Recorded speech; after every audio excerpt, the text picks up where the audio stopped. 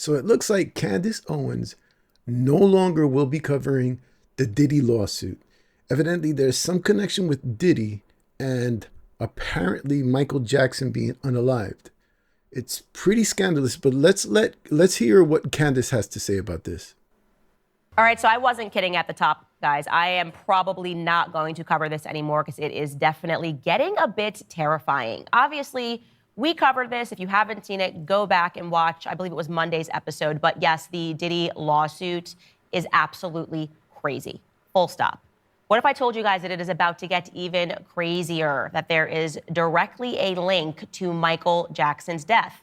I want to be clear that when everything was going on with Michael Jackson, the lawsuits, his death, I thought that we were in full conspiracy theory territory when people were saying that Michael Jackson was killed. I actually know a lot of people that are in the industry who believe that Michael Jackson was killed, and I just thought it just sounds too whacked out to believe that somebody intentionally killed Michael Jackson. Of course, why would they do that? And also, I was believing the media. The media was extensively saying every single day that he was a pedophile, even though he factually won his case. I allowed my image of Michael Jackson certainly to be corroded by the media throughout that time period. I will fully confess that. Now, I want to remind you, before we get back into Michael Jackson, what we learned in the Diddy documents, just to very quickly recap. Well, if you read through them, again, these are all allegations, but you will come out of it understanding that there is allegedly some sort of a blackmail ring that is operating throughout Hollywood, and that artists that are producing music are actually being controlled via being induced into drugs at parties, and then what takes place is they're being recorded, and sometimes they're being recorded while they are committing sexual acts with minors. And something that we also saw in these docs is that these parties, at least a lot of them, are taking place in the Virgin Islands, which again just makes you go, what's happening here? Because Jeffrey Epstein, obviously, his home, or he owned an island that was just off the coast of St. Thomas. So we hear that again. I also am jogging your memory about the Bitcoin millionaire who, right before his death, found drowned, accidental drowning, even though he was fully clothed and had his wallet in his pocket, tweeted that the CIA and the Mossad were running a blackmail ring in the Virgin Islands. Something else that we learned in the Diddy lawsuit was that the media and the authorities are complicit. So the ring has real power, not imagined power. Again, I am using the word alleged because this person, despite having, video evidence and he has presented photographic evidence, this has not yet gone through the court system. And so we can't say that it's entirely true. And I'd say the biggest point that we took away from these Diddy docs was that this ring, if you believe it exists, can and will murder people to protect themselves.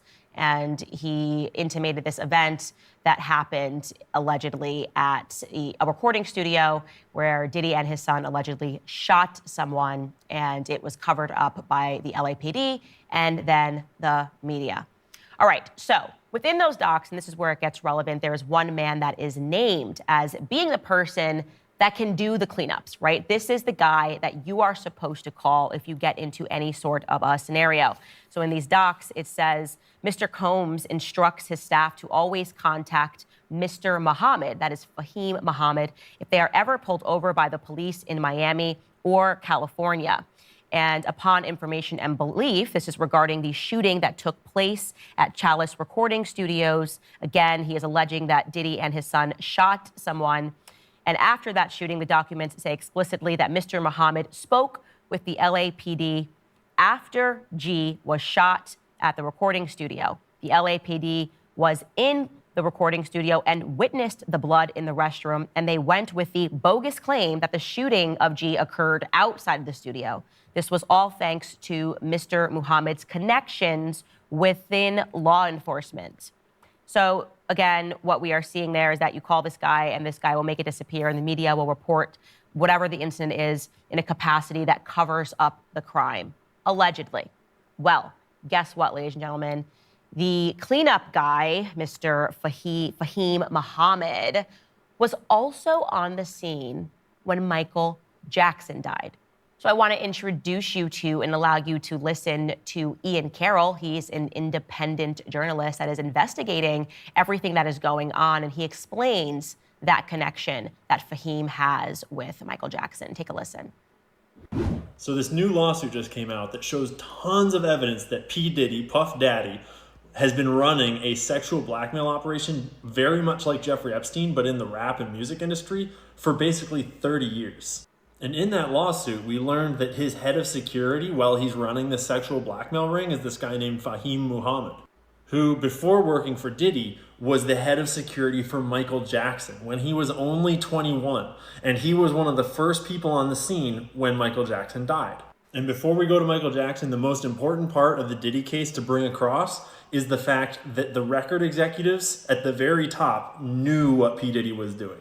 They were attending the parties with underage girls where they were spiking drinks. They were deeply involved in Diddy's personal life, and all evidence points to them supporting his operation, or at the very least turning a blind eye to it.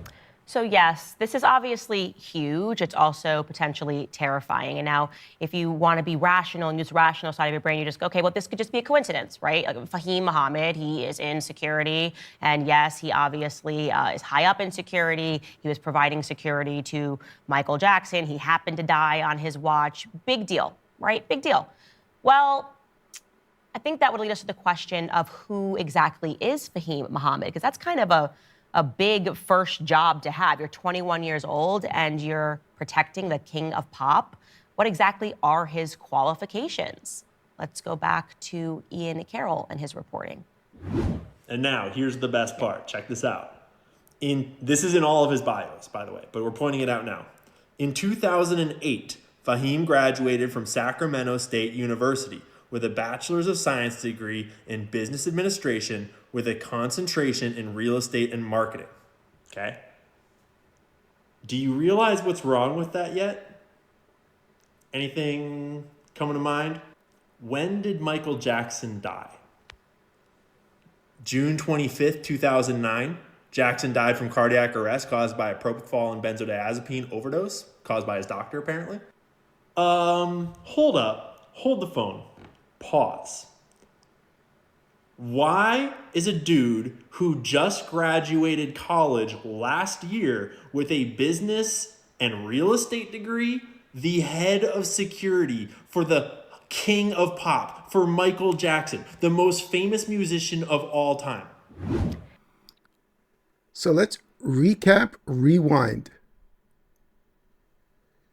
So a 21-year-old who had just graduated from college with a bachelor's in business administration is not only head of security for Puff Daddy, but also had been head of security for Michael Jackson.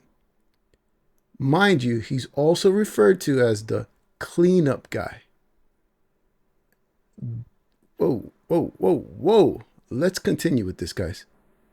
Yeah, that is remarkably suspicious. And if we had a media that was interested in actually presenting the truth and not just propagandizing on behalf of the state, they would probably explore and look deeper into who this character is. But of course, that's not what the media does. Instead, they are meant to convince people of certain narratives. And like I said in the past, I've been a victim to that. I was obviously very young when everything was going on with Michael Jackson, and I believed the media, which is why I was kind of stunned to kind of go back and revisit the Michael Jackson case.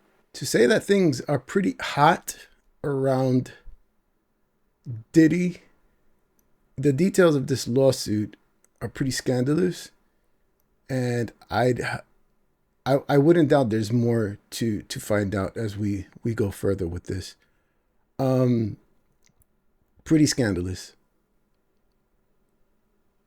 If you enjoy this type of content and would like to see more, please feel free. I encourage you guys to subscribe, follow, and share for more. Take care.